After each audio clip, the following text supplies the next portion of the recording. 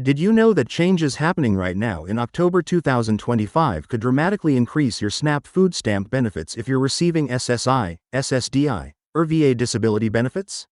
What if I told you that new rule changes could mean hundreds of extra dollars in food assistance each month for millions of Americans on disability benefits?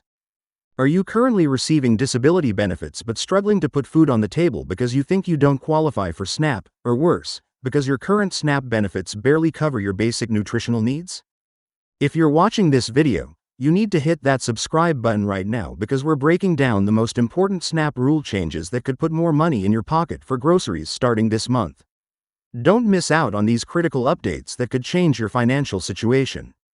The intersection between disability benefits and food assistance has always been complicated, but recent changes in federal policy are creating new opportunities for people who receive SSI, SSDI, and VA disability benefits to access increased SNAP benefits.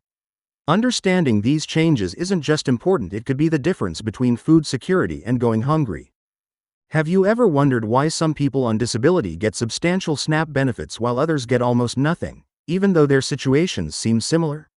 The answer often lies in understanding the complex web of federal regulations that determine eligibility and benefit amounts. Let's start with the fundamental changes affecting SSI recipients. The Social Security Administration recently published a final rule, expand the definition of a public assistance household. This seemingly technical change has massive real-world implications for people receiving supplemental security income. When you're on SSI, your SNAP eligibility has always been tied to complex household composition rules that many people didn't understand. The new rule expands who can be considered part of a public assistance household, which directly impacts how your SNAP benefits are calculated. Here's what this means in practical terms. If you're living with family members or roommates who aren't receiving public assistance, the old rules often penalized you by counting their income against your SNAP eligibility, even when they weren't sharing food with you or supporting you financially. The expanded definition now recognizes that many SSI recipients live in mixed households where not everyone receives government assistance, but this shouldn't automatically disqualify the SSI recipient from receiving adequate SNAP benefits.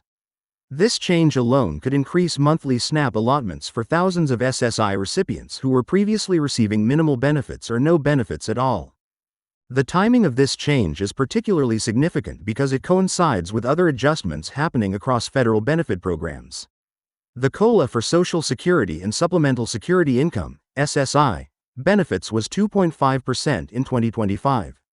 While this cost of living adjustment provides some relief, it also affects SNAP calculations because SNAP benefits are inversely related to other income sources. However, the new household definition rules help offset potential SNAP reductions that might have resulted from the SSI increase. For SSDI recipients, the October 2025 changes create new pathways to SNAP eligibility that many people don't realize exist. You receive federal disability or blindness payments under the Social Security Act, including Supplemental Security Income, SSI, or Social Security disability or blindness payments. This qualification criterion for elderly and disabled SNAP rules hasn't changed, but the way these rules are being applied has been streamlined in many states. Many SSDI recipients assume they don't qualify for SNAP because their monthly disability payments seem too high, but SNAP uses gross income limits that are often much higher than people realize, especially when medical expenses and housing costs are factored into the equation. The key insight that many SSDI recipients miss is that SNAP calculations for people with disabilities include special deductions that can dramatically lower your countable income. Medical expenses over $35 per month can be deducted from your income when calculating SNAP eligibility. If you're paying for prescription medications, medical equipment, therapy, or other disability-related expenses, these costs can bring your countable income well below SNAP eligibility thresholds, even if your gross SSDI payment seems relatively high. Are you tracking all of your medical expenses and including them in your SNAP application? Most people aren't, and this oversight costs them hundreds of dollars in potential food benefits every month. Housing costs present another major opportunity for increased SNAP benefits for people on disability. Almost 80% of the food stamp recipient households that include SSI recipients receive increased benefits because of excess housing costs. This statistic reveals something crucial. If you're spending more than half of your income on housing, which includes rent, mortgage, utilities, and basic maintenance, you're likely eligible for significantly higher SNAP benefits than the minimum amount.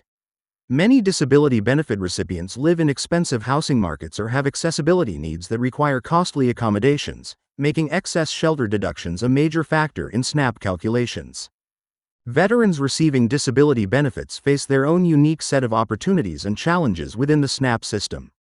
VA disability payments are counted as income for SNAP purposes, but veterans often have additional expenses related to their service-connected disabilities that can be deducted. The October 2025 changes include clarifications about how VA benefits interact with SNAP calculations, particularly for veterans who receive both VA disability and Social Security benefits. If you're a veteran receiving multiple types of benefits, understanding how these income sources interact with SNAP eligibility calculations could unlock significant food assistance benefits you didn't know you qualified for. One of the most important changes affecting all three groups SSI, SSDI, and VA disability recipients involves asset limits and how they're calculated. While SNAP still has asset limits, many states have eliminated or raised these limits significantly, and the federal government has provided guidance encouraging states to simplify asset testing for people with disabilities. This means that having a small savings account, owning a reliable vehicle, or having modest personal property is much less likely to disqualify you from SNAP benefits than it was in previous years. The application and recertification process has also been streamlined for people receiving disability benefits. Many states now offer simplified reporting requirements for people whose primary income source is federal disability benefits, recognizing that these payments are stable and predictable. This means less paperwork, fewer office visits, and reduced risk of losing benefits due to administrative errors or missed deadlines. Have you been avoiding applying for SNAP because you're worried about complicated paperwork or frequent recertification requirements? These concerns may no longer be valid under the current system. State-level variations remain significant, and understanding your state-specific rules is crucial for maximizing your benefits. Some states have implemented broad-based categorical eligibility that automatically qualifies people receiving certain types of assistance for SNAP, while others maintain more restrictive policies. However, the October 2025 federal guidance has pushed more states toward adopting policies that are more favorable to people with disabilities, creating opportunities even in traditionally restrictive states. The interaction between emergency SNAP benefits and regular ongoing benefits has also been clarified in recent guidance.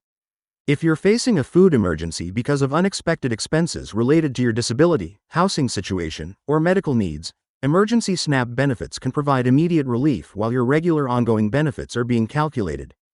Many people don't realize that emergency benefits are processed much faster than regular applications and can provide food assistance within days of applying.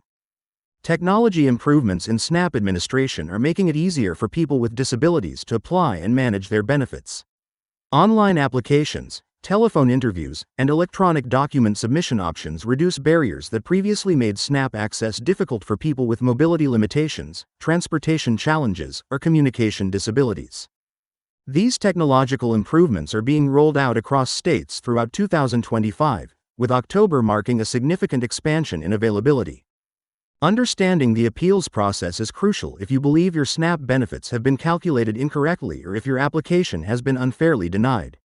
People receiving disability benefits often have complex financial situations that caseworkers may not fully understand, leading to incorrect benefit calculations. Knowing your rights and how to request fair hearings can result in benefit corrections that provide back payments and ongoing increases in monthly allotments.